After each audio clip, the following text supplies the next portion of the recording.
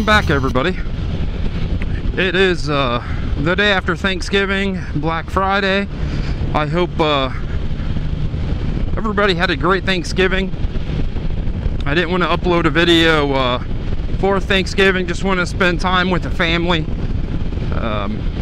It gets a little crazy at the house with preparing dinner and everybody coming over. So now that all the craziness has died down,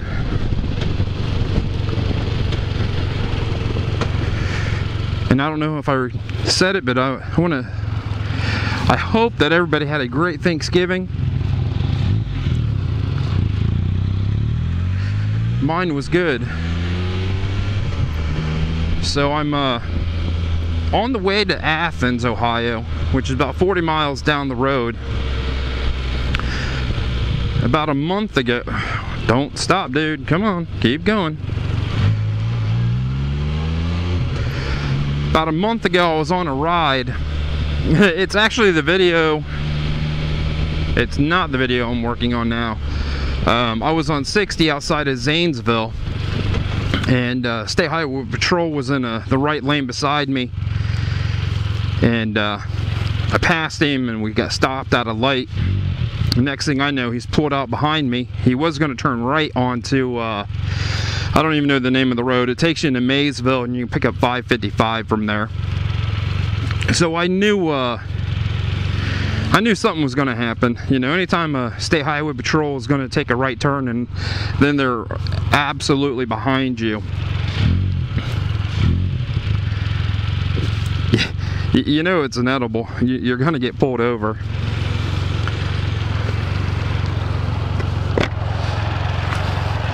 So long story short, about 3 miles down the road, he pulled me over. Told me he was with some type of motorcycle safety something. And I got a ticket, no big deal. I had to show up though for court in Zanesville. No big deal. Judge pretty much threw it out and $75 court costs. But I need to go finish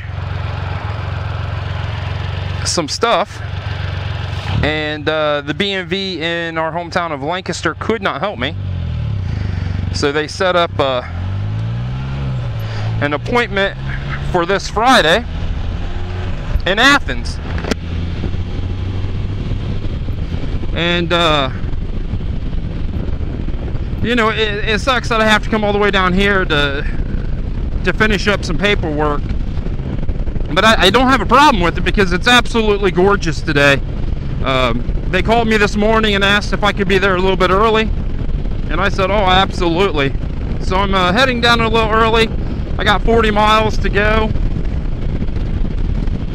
It's going to be an absolutely amazing ride. The temperature's I'm going to say it's about 55 degrees. I wanted to get out earlier and ride, but I didn't want to risk something happening and I missed this appointment. Welcome back, everybody. I'm just leaving Athens. Got everything taken care of. And I was talking to the lady at the BMV was talking to me. And she's like, you know, why couldn't they take care of this in Lancaster? You know, you had to come 40 miles. I don't understand. She goes, you know, that's not good customer service. You know, and I said, hey, you know, I didn't mind the ride. But, you know, it would have been nice if I could have got this taken care of in Lancaster. So it got me thinking, you know, about customer service. And I don't want this to be a rant, by no means.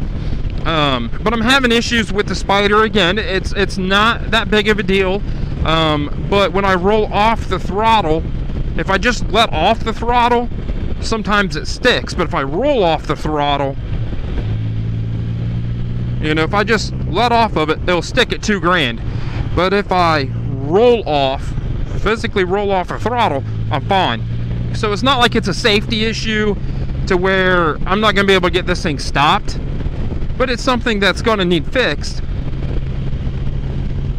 And remember what I always say when you buy a Can-Am Spyder. It's not about the deal.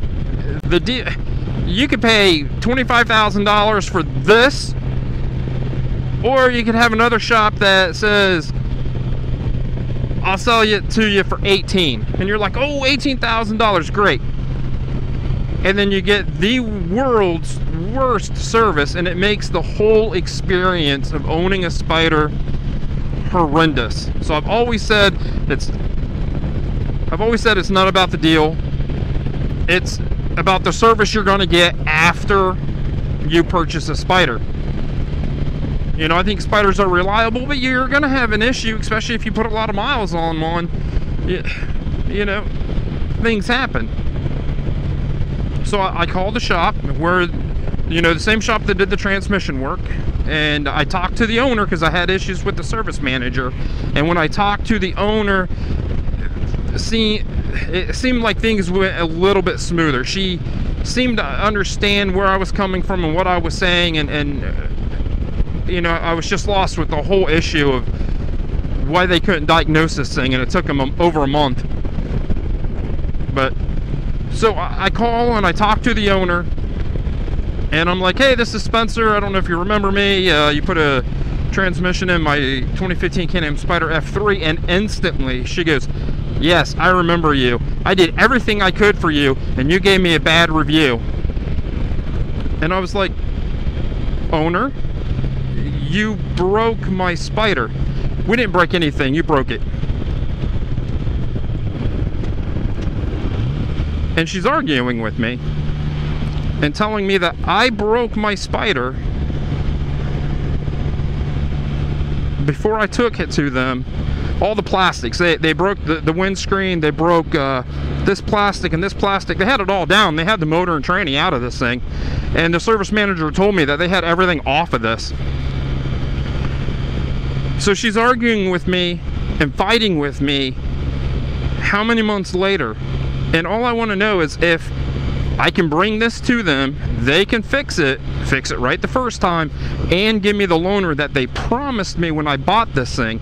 They said, hey, listen, one good thing about buying from us, if you do have an issue, you'll get a loaner. So when this thing died the first time, you know, I borrowed the son's truck and towed it down there. And I got down there and I saw my old white ST still sitting there, and I was like, hey, how about we put the white ST on the trailer? That way I can ride something while this thing's in the shop. And I was talking with the general manager, and he's like, no, that's inventory, sorry. You can't take it. And I was kind of thrown back, because I was like, you know, I was told I was going to get a loaner. You know, and I might have phrased that wrong. I should have said, hey, I need a loaner, not, hey, can I take my old Spyder and ride it while you're working on it? So when I was talking with the owner, when I first had this transmission work done, she told me that I didn't get a loaner because I demanded that I get my old Spyder. And I'm like, you know, I haven't demanded anything through this whole process. So why would I demand to take my old Spyder back? I just asked. So long story short, about customer service, because that's what the point I'm trying to get to. You know, the shop's 120 some miles away. Dude, I feel that they can diagnose it. I know what's wrong with it. It's sticking. I need a new one. You put it on. Can they do it correctly? I feel they can. I mean, it's not difficult. We have a couple bolts, take that off, separate this, replace the part.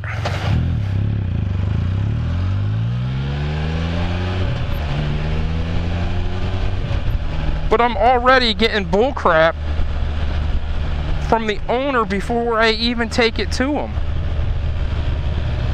You know, how dare I give them a bad review after they break my Spyder?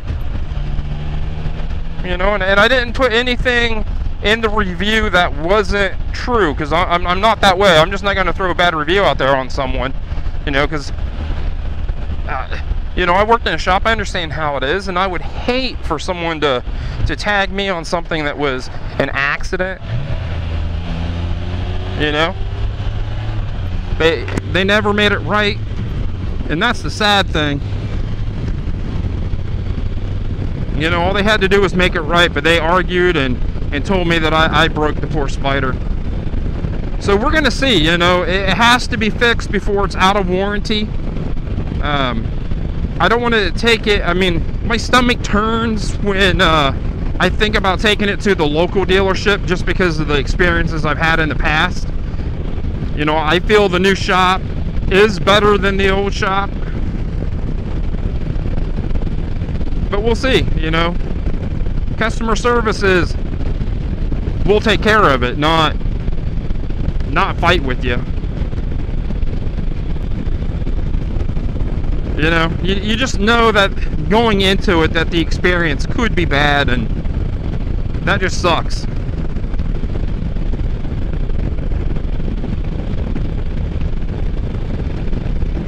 But and I'm, you know, I'm gonna be fair here. By the end of it, it seemed like the owner wasn't as upset. She calmed down quite a bit. She said by the time I take this in, she will see if they can have a 2018 there for me. And I don't care if it's an RT or, you know, she said a limited, so I'm assuming an F3 limited. As long as I have a windshield for some protection, I don't care what it is, you know. I need some protection because it's still going to be cold, and my heated gear won't be able to keep up if I don't have a windscreen on it. You know, so kudos to them for finally calming down a little bit and saying, hey, we'll get you in something. It should be really nice, whatever we're going to put you in.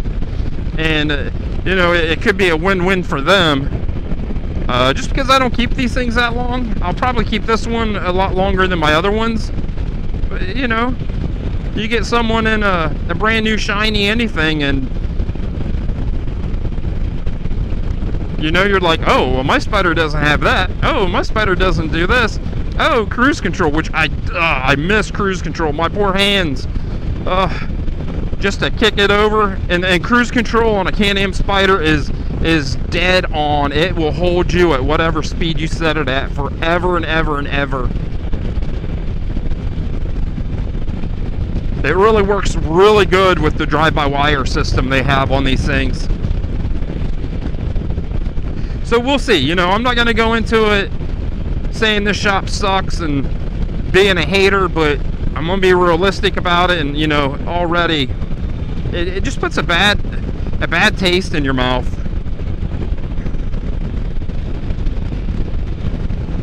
So on that, I'm blasting up the highway. It's about 4:30. Once I get closer to home, I might take a little ride. I was going to shoot up 56, which is just, well, it's where the sun is. You know, those four-legged deer right now, they got me weirded out. So I'm just going to head on home, and I'm going to take off early tomorrow. I'm going to go for a ride and enjoy this absolutely wonderful weather we are having. So on that, I'm going to let everybody go. I know it was kind of drawn out. I hope everybody had a great Thanksgiving. And I'll come back in a couple days. Stay safe, everyone.